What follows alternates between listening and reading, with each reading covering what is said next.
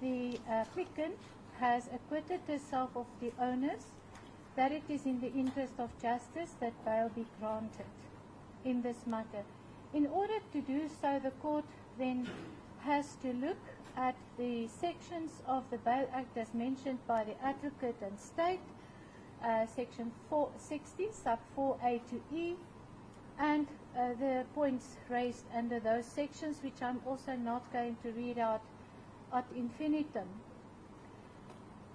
It boils down to, and each section starts with the likelihood of whether, if bail is granted, there will be any endangering of the safety of the public and any person, the likelihood if bail will be evaded or trial will be evaded, the likelihood if there will be any influence or attempt to influence any state witnesses or conceal any evidence, the likelihood if released on bail whether it will undermine or jeopardize the objectives of and proper functioning of the criminal justice system, the likelihood whether the release on bail will disturb public order or undermine peace and security. Now, looking at all these factors, the Act is very clear, and Section 8 capital A of the Act has indicated that the court must consider these factors and weigh it up with the evidence presented to the court. The Section 9 of the Criminal Procedure Act regulating is very clear and indicate to the court that the court must weigh up the interest of justice against the right of the applicant in this matter and her personal right to freedom and any prejudice she might suffer if bail is not granted and she is detained. Considering all these factors has been prescribed by the Act, case law that was provided to the court. What is important for the court to consider is also the address of the state in this matter, that the applicant handed herself over to the police, that she is willing, and this is an address from Advocate Per Phillips, willing to hand in her passport. The state has addressed the court that they are not opposing her release on bail because she's not considered a flight risk, and the state has considered her health as one of the conditions not opposing bail in this matter. Looking at all these factors and weighing all these factors, the court is then satisfied that the applicant did acquit herself of the onus, that it is in the interest of justice that she be released on bail. Can I hear from the state and the defense shortly with regards to the quantum? As the court pleases. Let me give the state an opportunity, Mr. Kerr-Lewis. You've already addressed me to some extent in that regard. Okay. The instructing attorney called me yesterday and he asked how much bail are we looking at. He proposed 50,000 rand. I said I will ask for 100,000 rand. Obviously this court is not bound by either amount. So the reason I ask for 100,000 rand is informed if one looks at the amount of the schedule, it's 4,550,000 rand. However, that amount relates to the gratifications that were allegedly asked for by the applicant. In terms of our law, that is sufficient. Even if you do not give the gratifications, if you ask for it, that's criminal. However, out of the 4,550,000 rand, a total of 2,150,000 rand was actually given to the applicant by the witness. Based on that amount, 2,150,000 rand, I submit that 100,000 rand would not be unreasonable and disproportionate to the magnitude of the offense. I add, Your Worship, that count 13 is clear. We are charging the applicant with laundering of that money that was received. We know what that money was used for, hence the money laundering charge. I submit that 100,000 rand is reasonable. Thank you. Thank you. Advocate?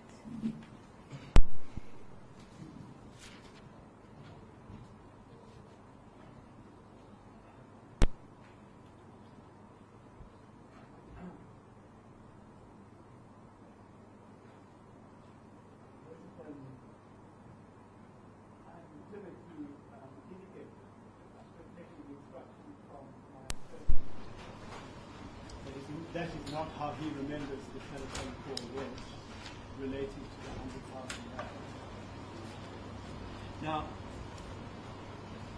I'm not going to be long, Your Worship. The principle about bail is, what can you afford?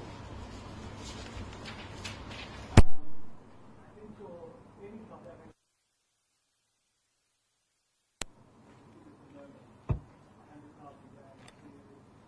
unnecessarily high. And what the ground principle, as I understand it, is there's no linear line between it's a lot of money, therefore the bail should be high. The Worship considers all the issues in my client's affidavit, the assets, the liabilities, the fact that she's now a pensioner as common cause, the family connections, and all those things, all the personal circumstances cited in her affidavit, along with the quantum, which is now just an allegation. It's not proof.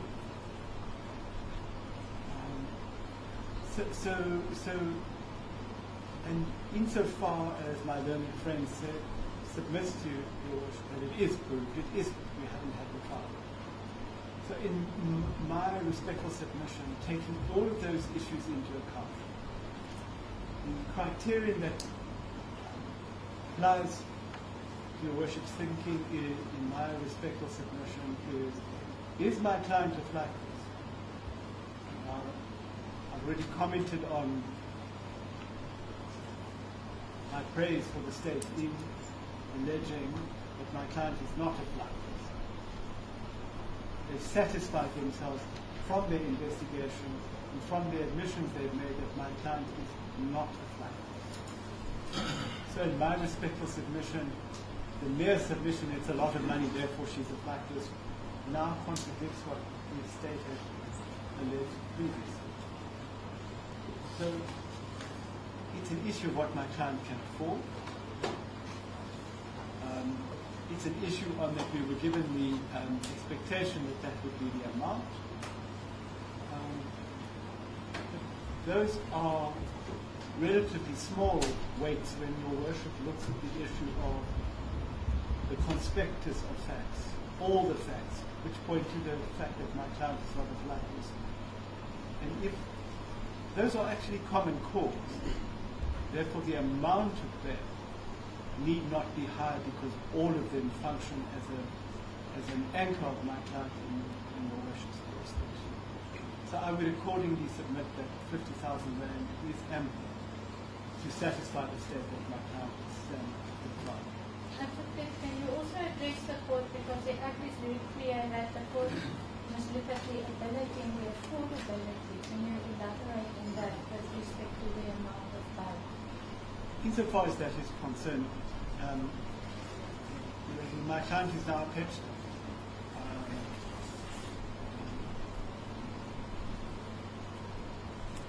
That puts her, in my respectful submission, into a special category of person now. My client is very senior. Her earning capacity has now decreased, in my humble submission.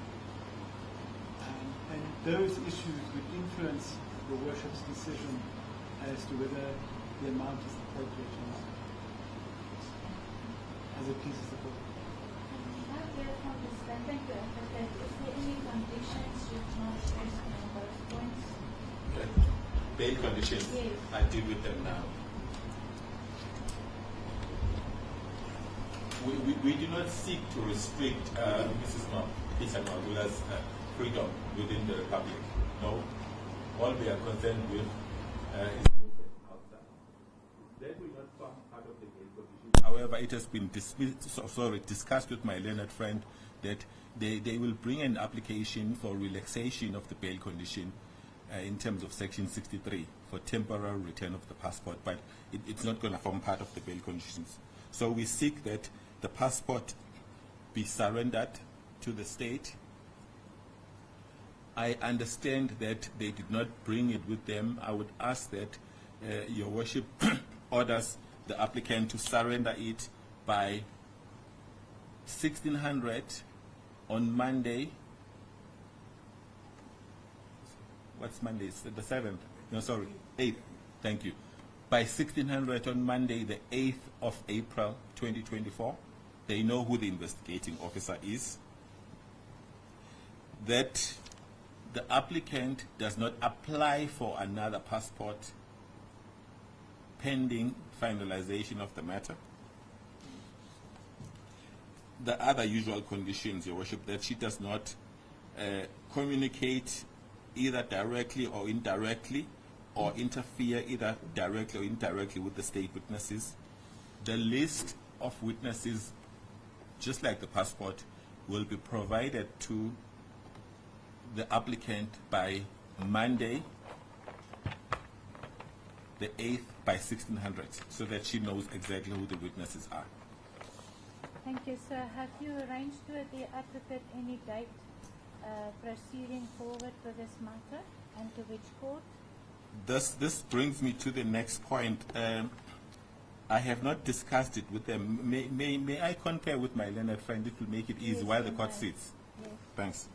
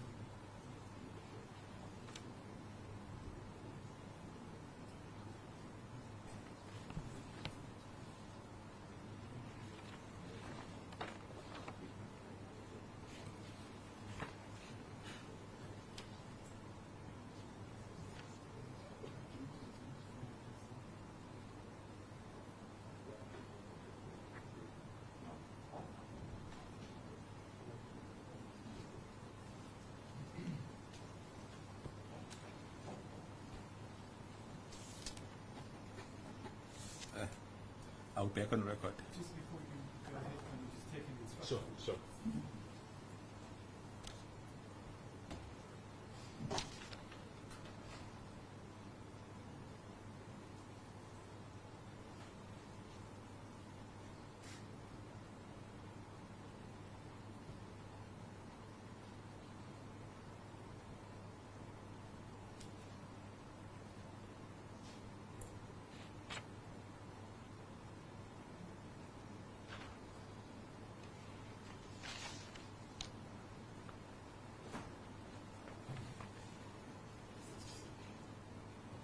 Thank you, Worship. Thank you. I placed the following on record. On the 19th of March, a search and seizure was conducted at the residence of Mrs. Mapisa-Nqakula. Certain evidence was discovered. Further investigation was conducted based on that evidence. I will not disclose anything at this stage. As a result of that further evidence that has been obtained, I emphasize after the 19th of March, I also place on record it is common cause that the defense has brought 2 urgent applications in the High Court, one which was struck off roll on Tuesday this week. So we have been sleepless, so to speak, dealing with those applications and deposing to answering affidavits. So the next move, Your Worship, the state wants to add another accused in this matter. We can add that accused within 3 weeks. However, in consultation with the defense, we have agreed on a mutually suitable date, which is the 4th of June. If it pleases the court, may the matter be postponed to the 4th of June for the state to add another accused in this matter. And to which court? Would it be court 16?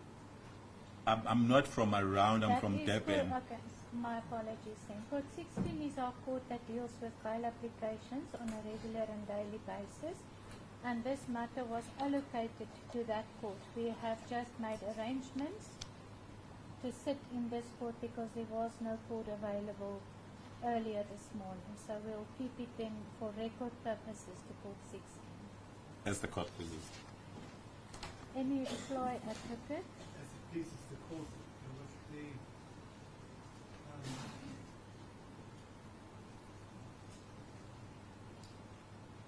Your Worship, on that day, in addition to having the accused, another accused added, we need to place on record that he was really concluded by agreement with the court that depending on how we're going to bring an application for full disclosure of the A, B, and C sections as well. On the Block for the statement. perhaps the state can address the court on when disclosure will take effect because you have now indicated there is further investigation still. It's not necessarily investigation, that is complete. It's just the logistics of bringing the second accused to court, and I place on record that again we will be courteous. We would seek that person to be handed over and we come to court. About disclosure, sir. Disclosure. Can we say that this date will also then be for disclosure for Mr. Kerr Phillips' sake? We don't have a problem with disclosing on the 4th of June. However, we have a problem with disclosing B and C. So may it be placed on record that the state undertakes to disclose the evidence, the A clip, on the 4th of June. If they want disclosure beyond that, they've got to bring a substantive application. Obviously not on the 4th. It is so noted. Thank you. Thank you.